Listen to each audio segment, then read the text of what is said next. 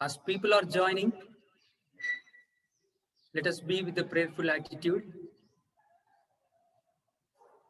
and let us confess our sins, the things that we committed against God.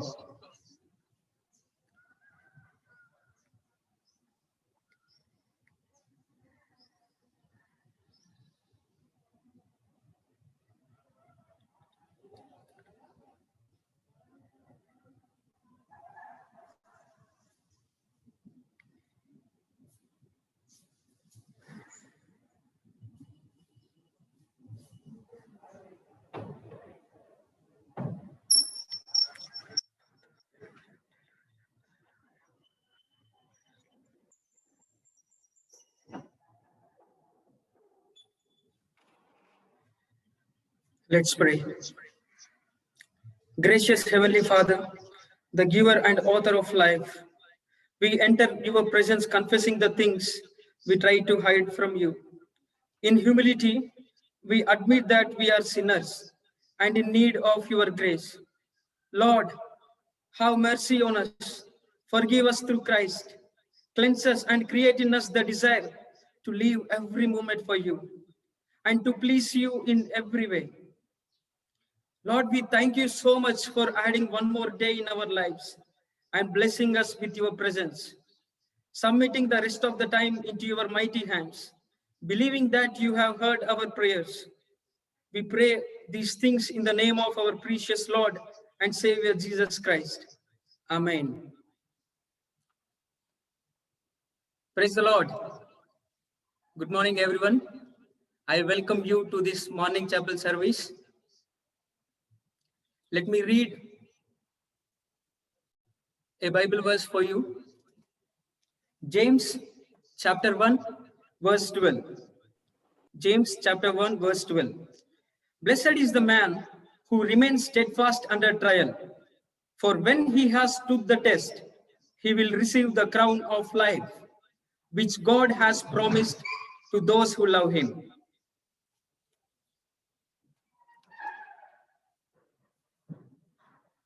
Now let us praise and worship our God by singing the song Masih Hi Zindagi, Anand Ki Zindagi, along with the worship team.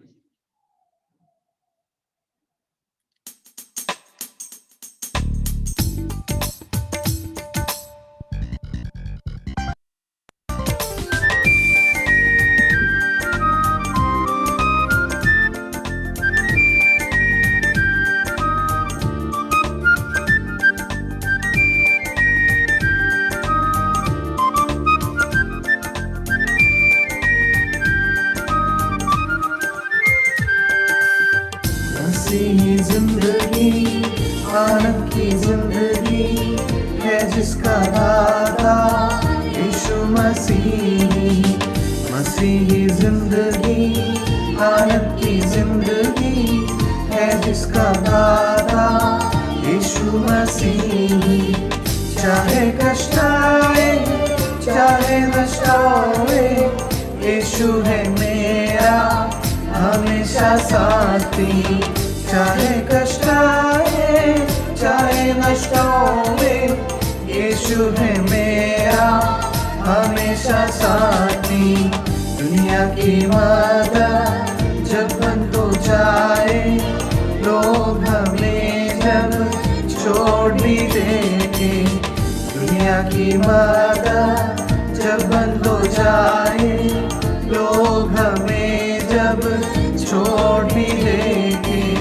खुद के भाई त्याग भी देंगे, यूसुफ का प्रभु है मेरा साथी। खुद के भाई त्याग भी देंगे, यूसुफ का प्रभु है मेरा साथी। मसीही जिंदगी आनंद की जिंदगी है जिसका दाता यीशु मसीह। मसीही जिंदगी आनंद की जिंदगी है जिसका दाता यीशु यीशु मसीही। अंधकार जग में जब फैल जाए, राजा और हाकिम शत्रु हो जाएंगे। अंधकार जग में जब फैल जाए, राजा और हाकिम शत्रु हो जाएंगे।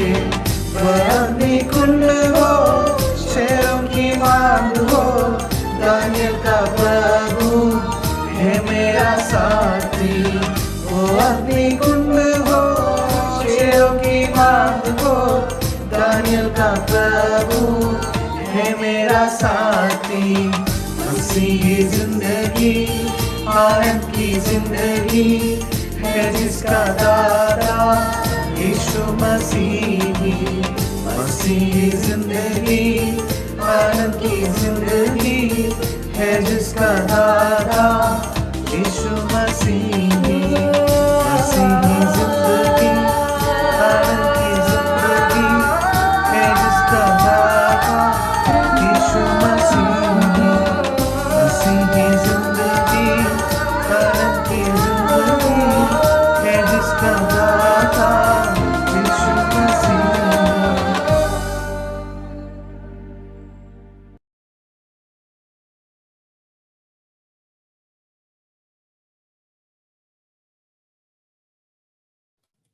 This is the time for intercession. Let us pray for a few prayer points. Firstly, let us pray for some of the ignored in our society, the widows, widowers, orphans, and single parents, that our God may strengthen them, courage, that our God may give them courage and joy when they are at their lowest. We will also pray that God may forgive the ones who reject and cause them suffering. Secondly, let us pray for our Christian brothers and sisters, that they may become more and more strong in faith as they walk through various trials in their life journey of faith. I request Brother Abhishek to pray, and let us pray along with Brother Abhishek. Heavenly Father, we thank you, Lord. We thank you, Lord, for this day. Lord, we pray for people who are going through with this difficult time. Help them, Lord, and heal them, O Lord. Lord, we remember the rejected and despised, widows and orphans. Lord, we know that you are God who upholds the widows and fatherless. And we pray that you may help them, Lord. Strengthen them and let your divine love may reach out to them. Lord, we pray for the believers around the world who are walking in faith and facing various difficulties and trials. Lord, let their faith may be strengthened and find refuge in you, O Lord. Lord, we pray for Brother David. Anoint him, O Lord, and fill him with your power that he may bring your word to us, O Lord. Submitting everyone and rest of time in your hand. In Jesus' name we pray. Amen. Thank you, Brother Abhishek, for praying. I greet you all in the matchless name of our Lord Savior Jesus Christ. Indeed, it is immense joy for me to share God's word with you this morning. With his passion for justice and helping poor, my father became a Naxalite and stayed as one for 4 years. For the first time, with much hesitation, he went to church for the love of his daughter's life. Leaving his gun and dangerous life behind, my father stepped forward to accept God. Immediately, he was rejected by fellow comrades. His village and community taunted him. His own family rejected him. He came out alone, but later God transformed him to be his servant forever. Yet, his experiences in ministerial life were quite unpleasant. There were times he reached the verge of death. He became lame and paralyzed. His mother, my grandmother, a devoted Hindu, always advised him to leave this God, saying he is the reason for all these mishaps. But my father believed that the purpose he is chosen is not to get into comforts, but to joyfully serve people the love of Christ, even in the most adverse situations. Today, the whole world is in pain and sorrow. We in India, especially as Christians, go through additional trials of faith. It may be rejection from our societies we live in, friends we grew up with, communities, and even our own family. There may be health challenges, financial issues, sometimes unanswered prayers, or even prayers with answer no. We go through trials on daily basis. Similarly, we can see almost the same situation with Messianic Jewish Christian community James is writing to. They went through struggles and trials in every aspect of life. They were bound by Romans who ill-treated them for their strict monotheistic beliefs and traditional lifestyle. The Jews, being their own, on other hand, mistreated them because of their faith in Jesus Christ. Moreover, they were scattered among all nations. They had group identity issues with both Jews and Gentiles. But in midst of these adverse situations, James sees something different. He identifies a group of victims who need support and care. In chapter 127, he explains true piety as to visit the fatherless and widows in their affliction and to keep themselves unspotted from the world. In his epistle, chapter 2, verse 2 to 3, he narrates the way how poor are mistreated in their gatherings. In chapter 5, verse 4, he writes about withholding the wages of laborers. From this, one can conclude that many social issues were persisted among them. The fatherless and widows in the society are a sign of increasing slavery and prostitution in their societies. James wrote this letter to a community faced with many trials and placed in midst of the most adverse social conditions in order to set their priority to steer Christian living, at the same time to respond to the social discrimination, thereby demonstrate their faith in God. The context of his audience compelled him to straightaway consider the trials in this life of faith. To know what James is talking about the trials in the life of faith in very beginning of his letter, let us turn our Bibles to Epistle of James, chapter 1, verse 1 to 12. But for today's meditation, we will concentrate on James chapter 1, verse 2 to 8. James chapter 1, verse 2 to 8. Let me read it for you. Count it all joy, my brothers, when you meet trials of various kinds. For you know that the testing of your faith produces steadfastness. And let steadfastness have its full effect, that you may be perfect and complete, lacking in nothing. If any of you lacks wisdom, let him ask God, who gives generously to all without reproach, and it will be given him. But let him ask in faith with no doubting. For the one who doubts is like a wave of the sea that is driven and tossed by the wind. For that person must not suppose that he will receive anything from the Lord. He is a double-minded man and unstable in all his ways. The Epistle of James is a straightforward and practical in nature. Although the Reformation and the post-Reformation period has sidelined this epistle, it speaks of important themes like handling trials and temptations, worldly wisdom and godly wisdom, faith and doubt, prayer, which are strong supplications for a fundamental Christian life. Most scholarship agrees that such an element penning could be from around mid-40s. And out of the few James found in New Testament, the epistle is ascribed to James, the brother of Jesus, who was also the head of the Jerusalem church. Instead of introducing himself as the brother of Jesus or the head of Jerusalem church, he chose to introduce himself as Doulos, a slave of Christ. For James, Jesus is not just a brother, but he is Kurios, the Lord. D.A. Carson and D.J. Moore divides the Epistle of James into 5 major sections. And the chosen text for today's meditation falls under first section, Trials and Christian Maturity. In the very outset, in chapter 1, verse 2 to 8, James formulates few elements that are fundamental to steer Christian living amidst trials. So for today's meditation, we will ponder on the theme, indispensable elements to steer Christian living amidst trials. I repeat, indispensable elements to steer Christian living amidst trials. Now let us look the elements one by one. The first indispensable element is attitude of joy, verses 2 to 4. I repeat, the first indispensable element is attitude of joy, verses 2 to 4. James invites his readers to wrestle with the paradox, rejoicing in affliction. He cautiously picked the words to specify these trials. The Greek construction of hotal, when, is used with the compound verb peripeste, which means to fall into something that is all around. That is used in aorist subjunctive active indicates an indefinite clause, meaning there is no specific time to fall into trial. It is the same verb Jesus used in Luke chapter 10 verses 25 to 37.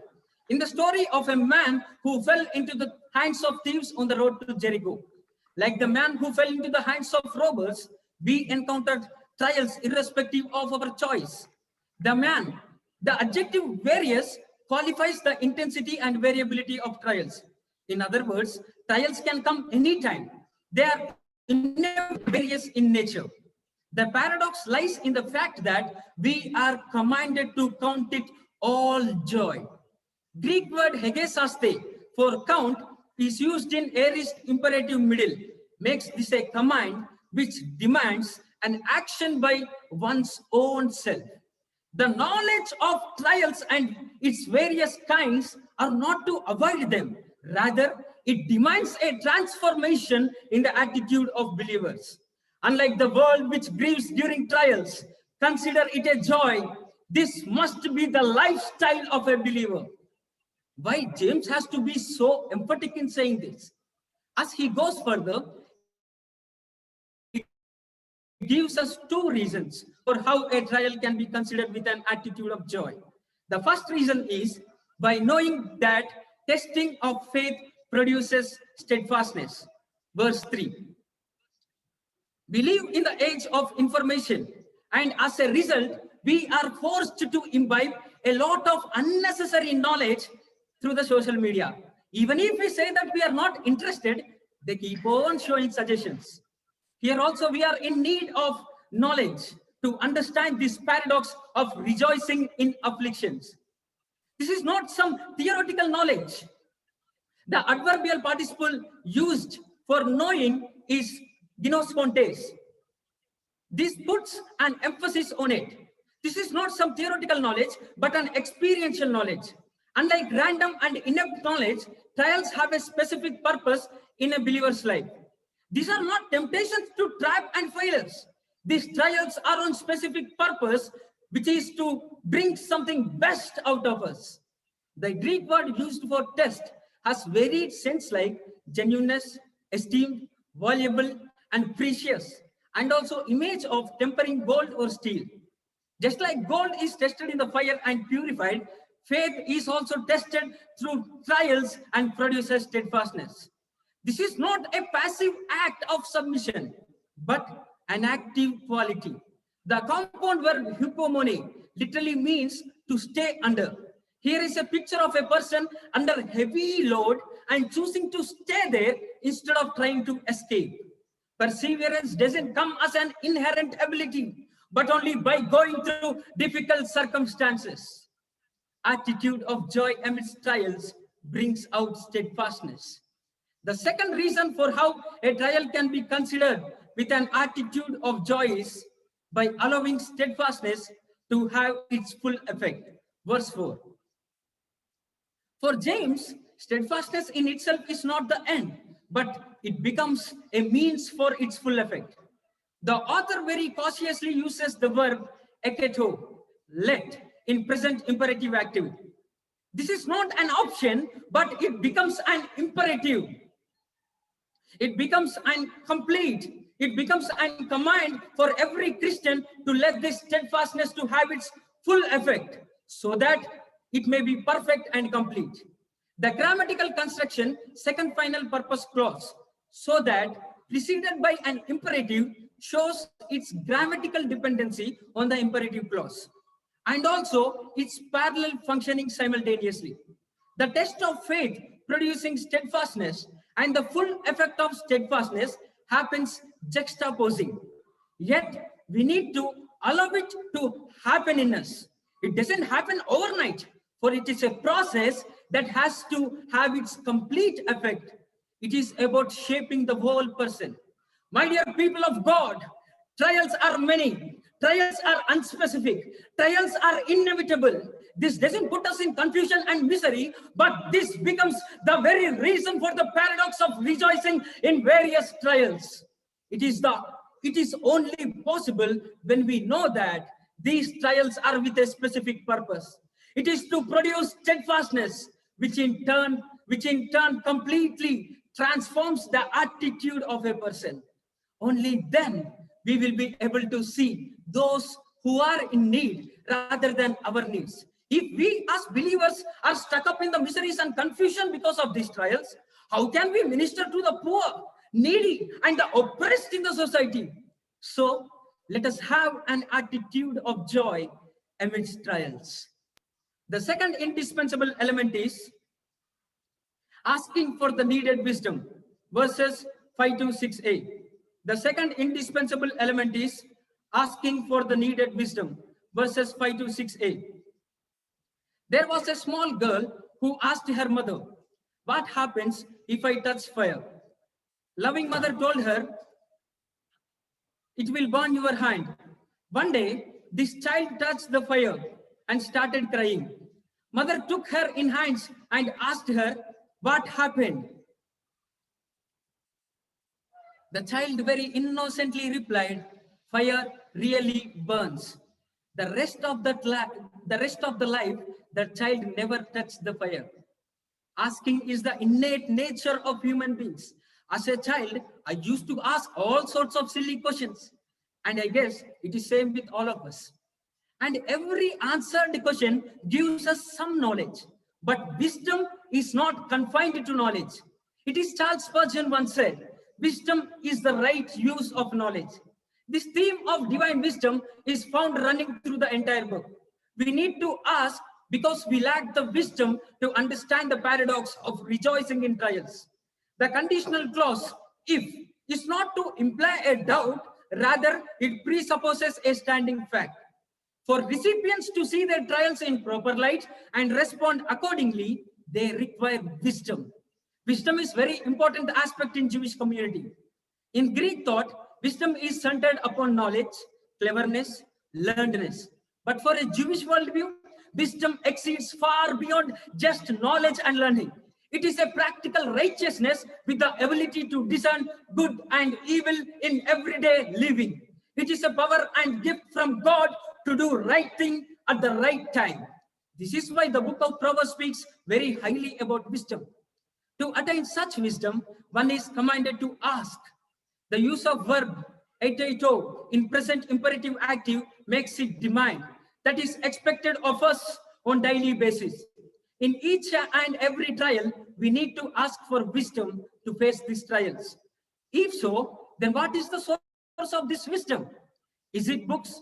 Is it our own conclusions from personal experiences? What is the source of this divine wisdom? Scripture says, the source of this divine wisdom is God, verse 5. The source of this divine wisdom is God, verse 5.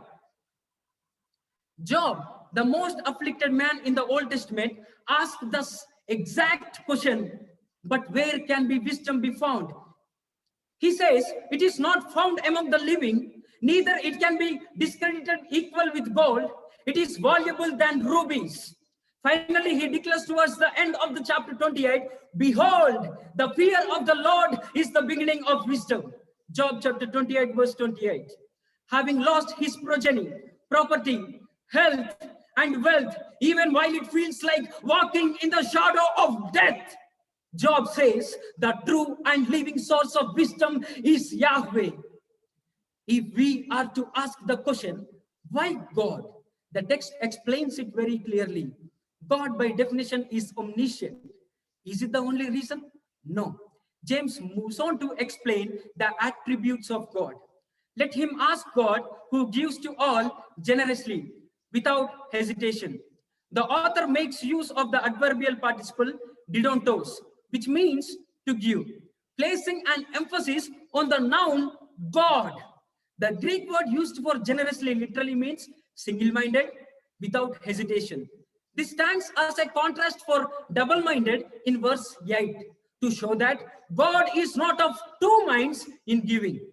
Finally, Greek word used for reproach literally means to insult, to harm.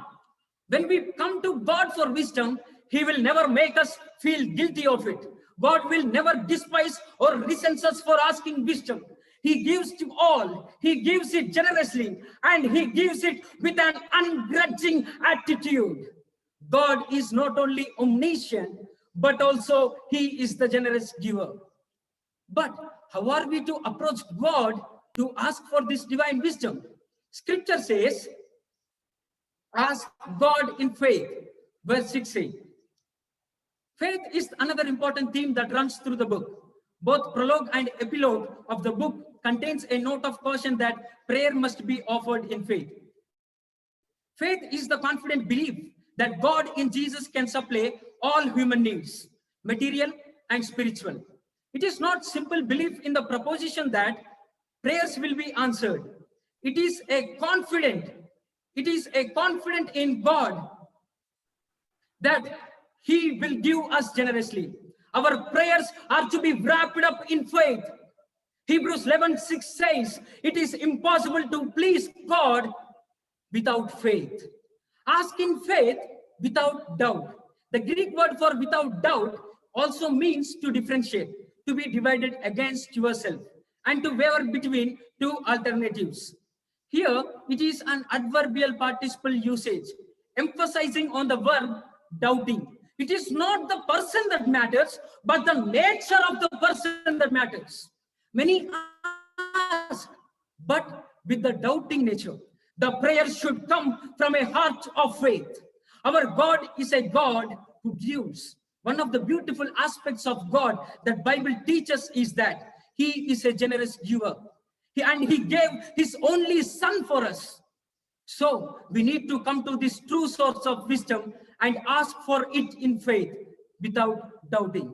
He is a generous God with His hands open, calling us to come to Him for everything. He is the source of our wisdom. The early church was going through persecution, rejection, and many other issues. This wisdom is not to avoid these trials, but this wisdom is also not to act smart during these trials. But this wisdom is to understand the trials we are going through and know how to steer our Christian living amidst trials. The first element is to have an attitude of joy. And the second element is asking for the needed wisdom. And the third indispensable element is do not doubt, be stable. Verse 6b to 8. Do not doubt, be stable. Verse 6b to 8.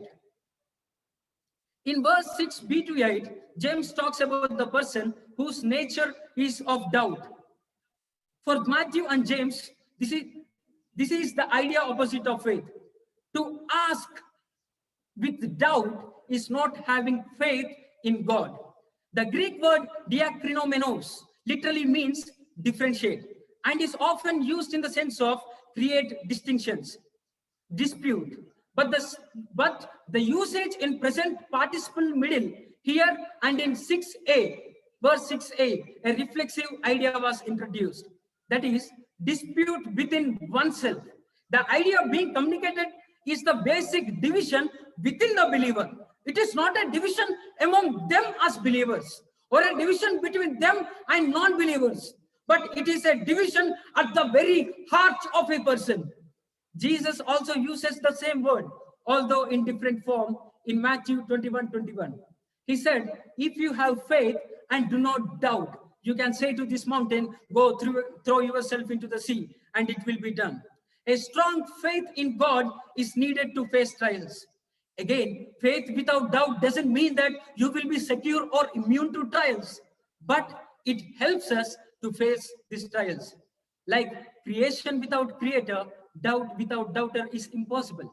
In the following verses, James explains about the nature of this doubter, who is this doubter, and why one should not have this nature.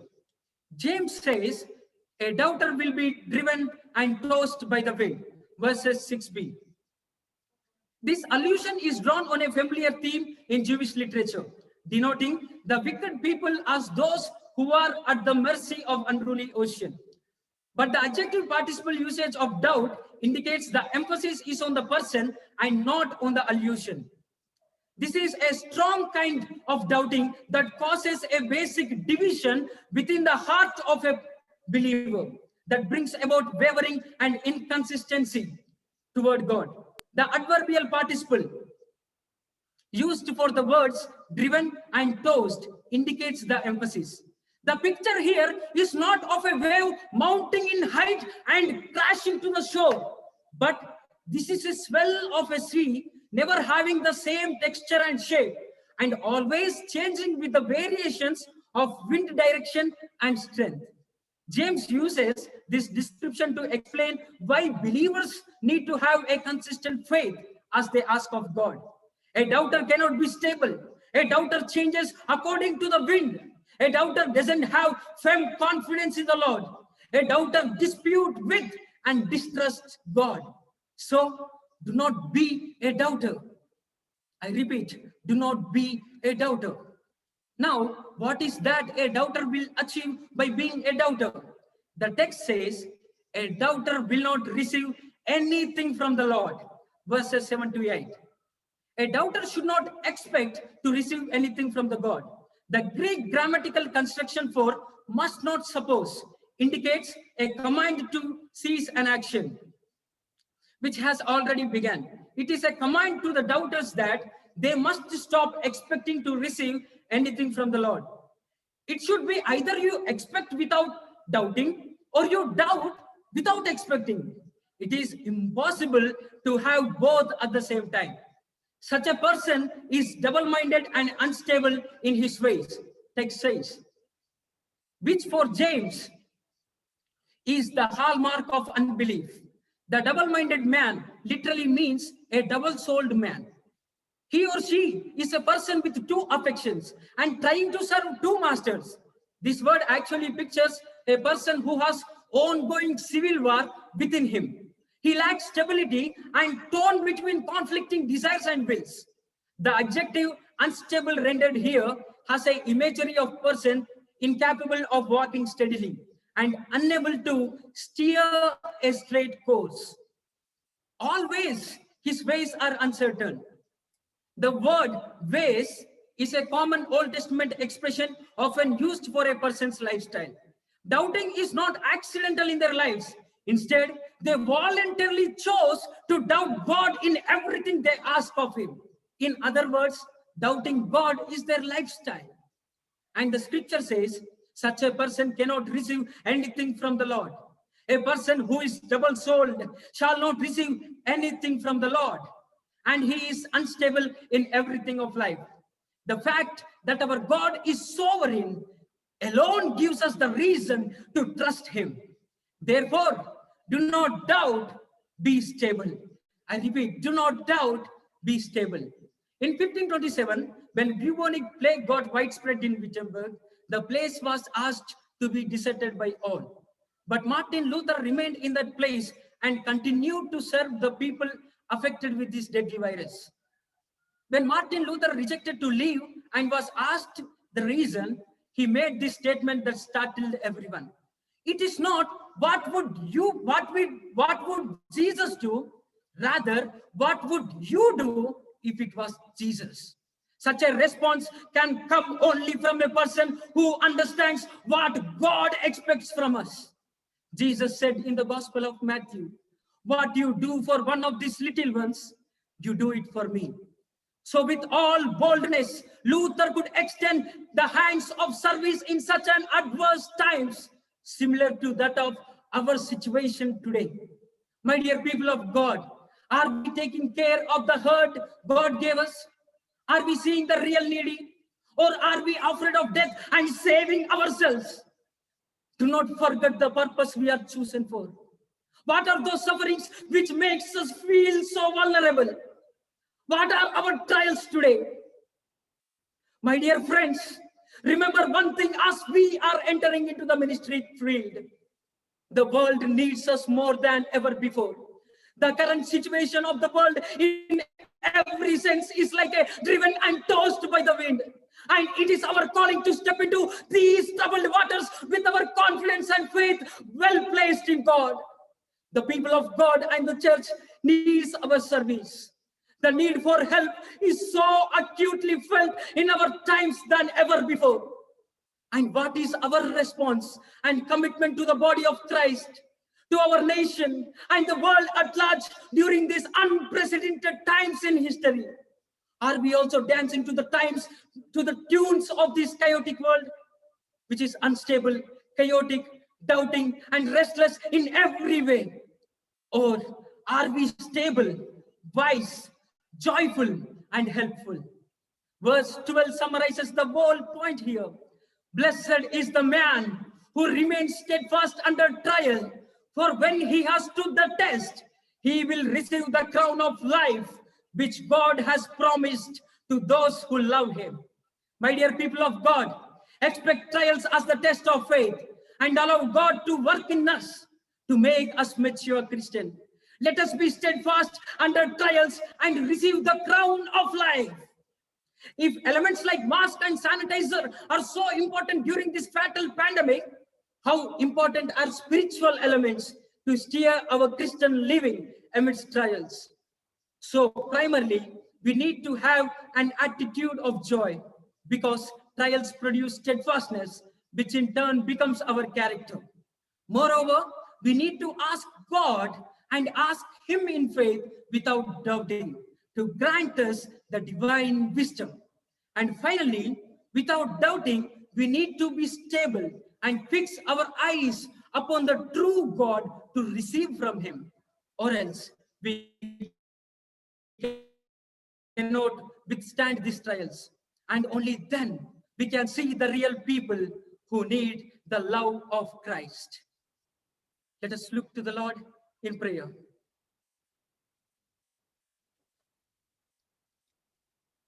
Dear Heavenly Father, we thank you for speaking to us this morning about the indispensable elements to steer our Christian living amidst trials. Lord, we pray that we may increasingly learn to regard the various trials we face as pure joy. Loving Father, help us to learn the lessons that you would teach us in life, especially during the times of trials and tests, sadness and suffering. Oh God, the source of true wisdom, grant us the needed wisdom so that we do not waste the opportunities, knowing that the testing of our faith produces steadfastness.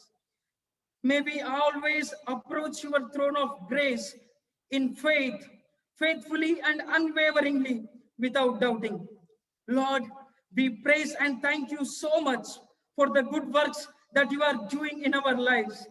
In Jesus' name we pray. Amen. Let us receive benediction. May the grace of Lord Jesus Christ and the love of God the Father and the communion of Holy Spirit may rest and abide with us now and forevermore. Amen. Amen. Let me take a couple of minutes to thank our community. I thank God for this gift of life and for everything. I thank Him. I thank Uncle George and his family, Principal Simon Sir and his family, and all the teachers and the families who taught me, prayed for me, corrected me, and encouraged me always. I thank PTD head Dr. M.I. Kuriakos and his family, Sunday school coordinator Sheena ma'am, and Sunday school principal Mangal sir in my second year studies, Pastor Suraj Pal sir and his family also for being a special blessing for me. I thank all pastor care givers in my 4 years of studies, George Men sir, Wilson Paluri sir, Biju Chako sir. I thank Indian Evangelical Team founder PG Varghese uncle and AB Varghese uncle for sponsoring me for first 2 years. I especially thank all my classmates, friends, brothers and sisters, and my family who always stood with me, corrected me, and also encouraged me and supported me even in my adverse situations.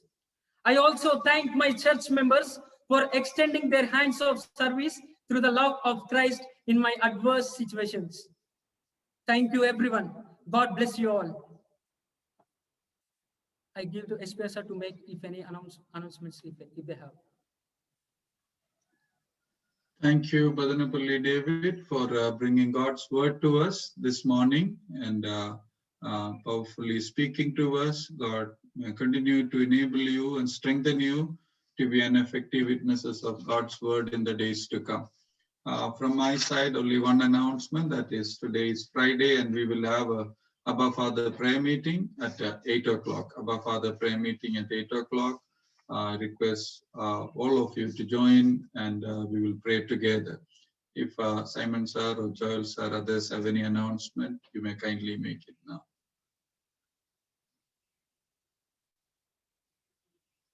Joel sir, please unmute and speak. Yes. No announcement from my side. Of course, the weekend is coming tomorrow and day after tomorrow. The Lord has really spoken to us again through Badanapalli. So let us reflect upon that and have a good rest and take care of yourself during this season of virus. And we will meet again on Monday. Thank you. Friends, this is a reminder as most of you approach for leave. I think we really appreciate and we will really help you for the leave that you really needed. But as much as possible, as the exams are approaching, please make sure that you do not ask for leave and then no, for different reasons. I think for marriage or some other things which are not very related to your family members. So please avoid taking leave. And all those who are joining the class, it is very important. Without any prior permission, you cannot take a leave. It will be considered as unexcused absence and you will not be permitted to write your exam. So please make sure that if there is any reason, you should bring it to the notice of the subject teachers and also to the dean so that we can do the necessary things. Please make a note of it. Thank you. Yeah, we are dispersed. Thank you so much.